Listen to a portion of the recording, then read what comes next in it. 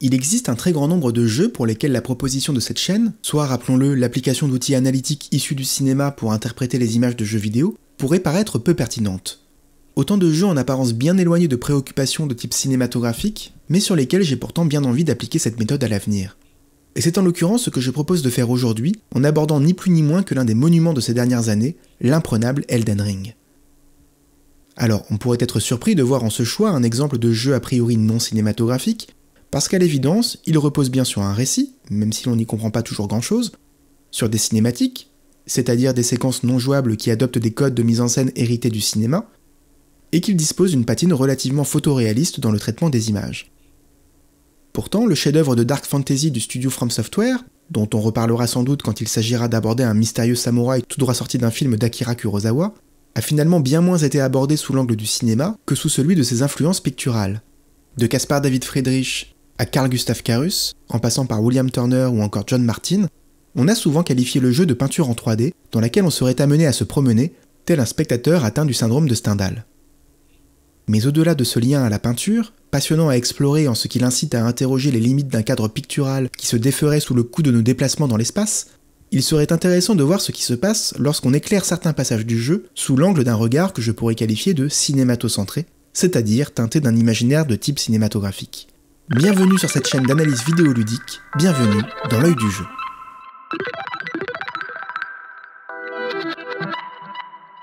Il y a quelque chose d'intimidant dans Elden Ring. Déjà parce que le jeu est dur. Je veux dire, vraiment dur. Rien d'étonnant à cela, étant donné qu'il émane du studio From Software, réputé pour la difficulté de ses propositions ludiques, de la trilogie des Dark Souls à Bloodborne. Mais ce n'est pas la seule chose qui explique ce sentiment d'avoir affaire à une œuvre qui nous dépasse, dans laquelle il n'est pas rare que l'on ressente le vertige d'une quête aussi épique que démesurée. Outre ces combats de boss dantesques, signature du studio, c'est bien sûr la construction de la carte du jeu qui produit cet effet, mais peut-être aussi et surtout son articulation à une narration bien particulière, tout en non-dit, qui nous révèle quelque chose de cet univers et de la manière dont notre personnage, pourtant mutique, s'y confronte. On a beaucoup commenté cette science du récit d'Hidetaka Miyazaki, qui ne passe à aucun moment par une structure imposée au joueur, visant à lui dispenser les informations sur un plan qu'on pourrait qualifier de linéaire, comme celui d'un film par exemple. On a plutôt affaire ici à un éclatement de ces informations, que le joueur est amené à rassembler dans l'ordre de son choix, à partir de bribes amassées au fil de ses pérégrinations dans le monde qui s'offre à lui.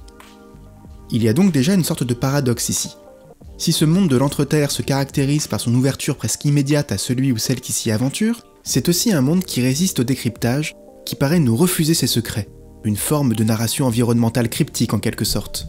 On ressent d'ailleurs ce défi qu'il nous impose par le placement frontal de l'avatar dans le cadre, situé en plein centre de la composition, dans une logique de confrontation avec l'univers qui lui fait face.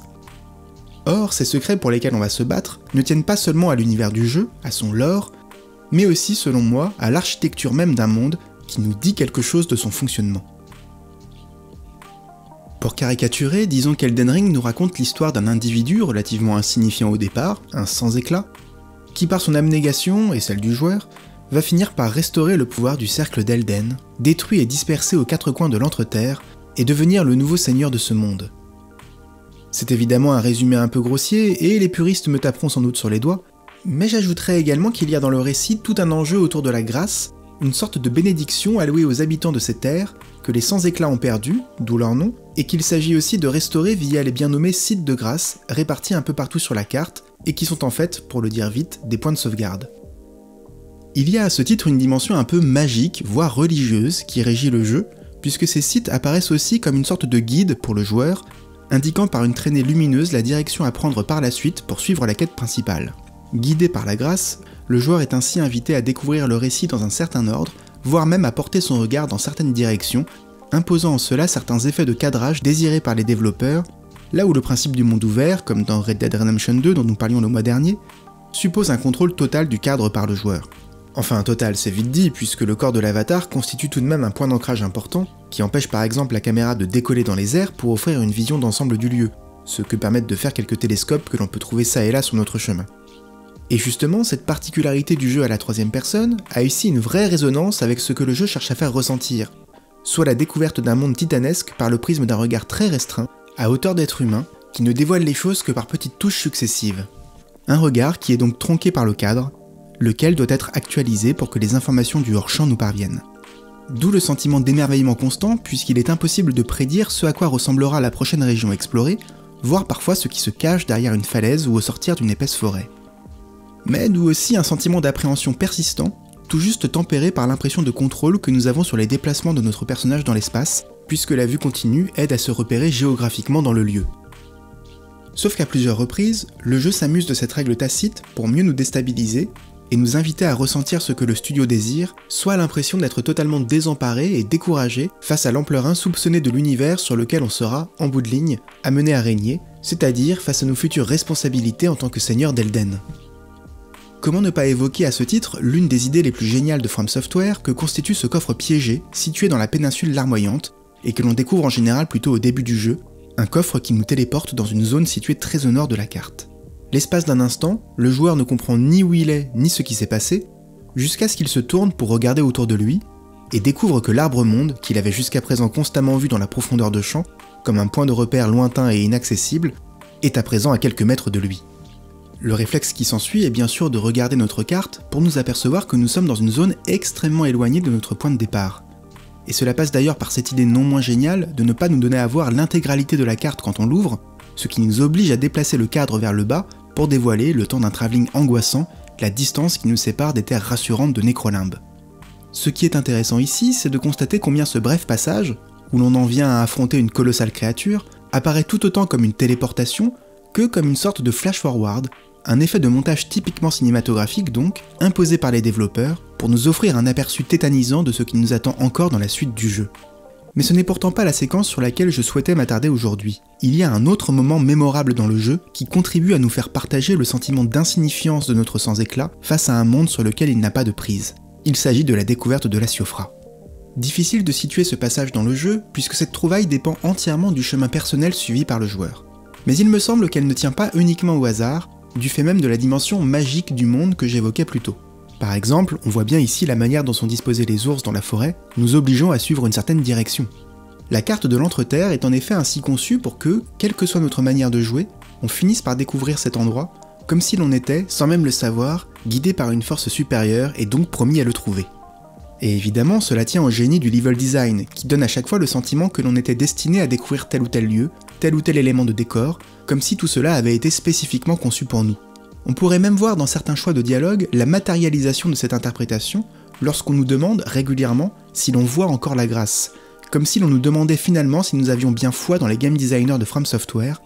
et qu'on acceptait de se laisser guider presque aveuglément par eux. Par exemple ici, la découverte du lieu se fait en toute logique en allant chercher la carte de la région, indiquée par un sigle sur notre interface. En la récupérant sur un hôtel, difficile de manquer le bâtiment mystérieux en arrière-plan, mis en valeur par la forme des arbres. Mais par ailleurs, si l'on arrive par le nord, on peut aussi trouver l'endroit en quittant la route. Sur la gauche du cadre, un gouffre nous empêche de trop dévier du chemin, mais on sera sans doute auparavant attiré par une sorte de trident spectral en suivant la voie principale, nous amenant à suivre un fantôme jusqu'à des ruines où, vraisemblablement, on sera pris de panique face à l'ours gigantesque qui y vit et incité à faire demi-tour pour reprendre la route en partance du sud. Et ici, on s'aperçoit que la disposition des arbres laisse apparaître l'orée rassurant d'une clairière sur la droite du cadre, qui attire forcément notre regard. Toutes les routes mènent donc à ce bâtiment caché, comme si nos pas étaient bel et bien guidés par la grâce.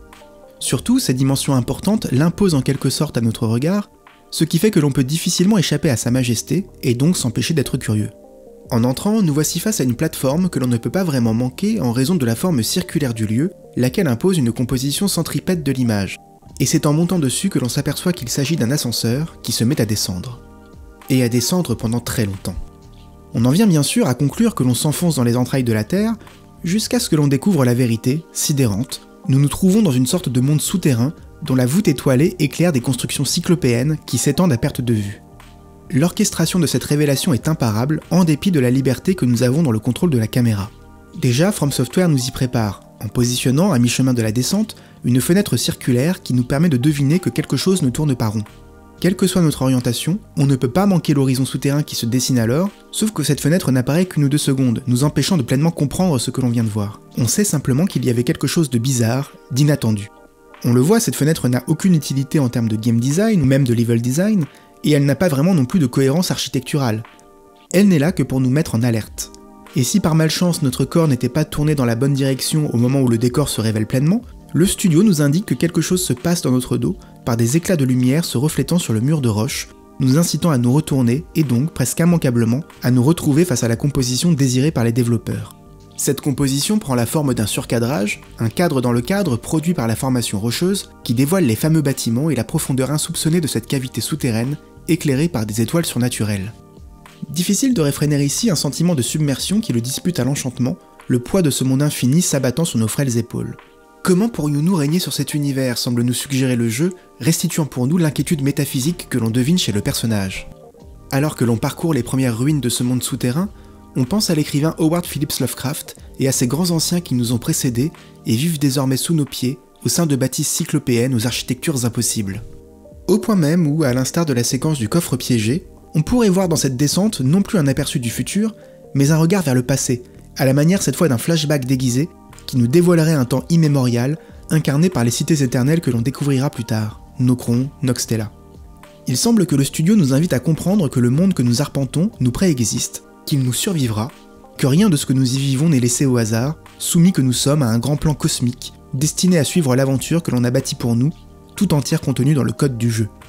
Tout était là depuis le début, et le jeu nous l'avait bien donné à entendre lorsqu'il nous annonçait, dès ses premières minutes, que des secrets gisaient sous nos pieds.